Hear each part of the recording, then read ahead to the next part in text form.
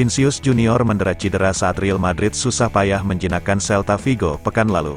Pemain asal Brasil itu semalam tidak tampil ketika skuad Carlo Ancelotti berusaha keras menundukkan Getafe. Lalu apakah cederanya Vinicius Junior merupakan berkah tersembunyi untuk Real Madrid, dan apakah Tuhan sebenarnya sedang memaksa Don Carlo Ancelotti mengembalikan sang pemain pada posisi terbaiknya sebagai penyerang sayap kiri? Mari kita ulas bersama. Pada 2 musim lalu, Ancelotti menempatkan Vinicius sebagai penyerang sayap kiri dengan Karim Benzema sebagai penyerang tengah, dan di sayap kanannya, ada Fede Valverde atau sesekali digantikan Rodrigo Gus. Formasi Trisula V2B, Vinicius, Valverde dan Benzema, 2 musim lalu terbukti jitu mengawinkan gelar La Liga Spanyol dan Liga Champions untuk Real Madrid. Duet Vinicius dan Benzema pun benar-benar hidup dengan mempersembahkan 44 gol dan 22 assist di La Liga.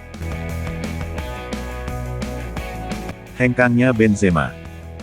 Musim ini Real Madrid tak lagi bersama Benzema setelah sang pemain memutuskan hijrah ke tanah Arab. Ancelotti kini masih terus berusaha mencari sistem yang pas untuk mengatasi bolong yang ditinggalkan Karim Benzema. Joselu didatangkan dari Espanyol untuk menggantikan Benzema.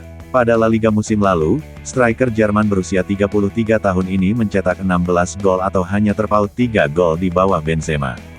Namun, Joselu tampaknya belum dipercaya sepenuhnya untuk menggantikan posisi Benzema sebagai penyerang tengah dalam formasi 4-3-3. Ancelotti lebih memilih menggunakan formasi 4-4-2 dengan menggeser Vinicius menjadi penyerang tengah, menggantikan posisi Benzema, berduet bersama Rodrigo. Kurang efektif Vinicius terlihat kurang efektif, kurang nyaman dan kurang memberikan ancaman ketika ditempatkan di posisi tengah. Pemain berusia 23 tahun itu jarang mampu menguasai bola dan memenangkan pertarungan dengan bek lawan. Ketika berada di sayap kiri, Vinicius hampir selalu hanya dijaga oleh satu orang, bek kanan tim lawan, dan memiliki ruang gerak cukup luas. Alhasil, lewat kelincahan dan kegesitannya, ia mampu melewatinya untuk menusuk pertahanan lawan lalu memberi assist atau langsung mencetak gol. Ketika kini ditempatkan di posisi penyerang tengah, Vinicius benar-benar kesulitan karena sering dijaga sekaligus oleh 2 bek tengah lawan. Dia pun lebih sering menerima bola di ruang sempit, sehingga ruang geraknya tidak cukup leluasa. Memang benar Anda akan sedikit kehilangan Vinicius ketika Anda menempatkannya lebih dekat ke area penalti. Tapi, saya pikir dia akan terbiasa dengan posisi itu, ujar legenda Real Madrid, Guti, mengomentari posisi Vinicius sebagai penyerang tengah. Saatnya Joselu. Persoalannya tidak hanya pada Vinicius yang tidak terbiasa dengan posisi penyerang tengah. Rodrigo pun bukan tandem ideal Vinicius dalam memenangkan pertarungan di dalam ruang kotak penalti yang sempit. Pergerakan naluriahnya seringkali menempatkan Rodrigo berada cukup jauh dari Vinicius. Dia bukanlah tipe penyerang tengah yang biasa menerima bola, menahan bek tengah, dan kemudian menyodorkan agar Vinicius mengejarnya sambil berlari. Semalam Ancelotti kembali memainkan formasi 4-4-2 dengan menduetkan Rodrigo bersama Joselu. Untuk pertama kalinya, Ancelotti akhirnya terpaksa menurunkan Joselu sebagai starter karena cederanya Vinicius.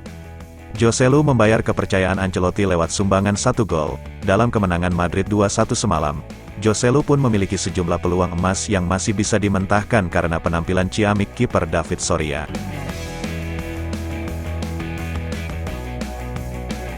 Cederanya Vinicius tampaknya bisa menjadi berkah. Dengan absennya Vinicius selama 6 pekan, Joselu akan lebih sering diturunkan untuk menempati posisi penyerang tengah yang ditinggalkan Karim Benzema.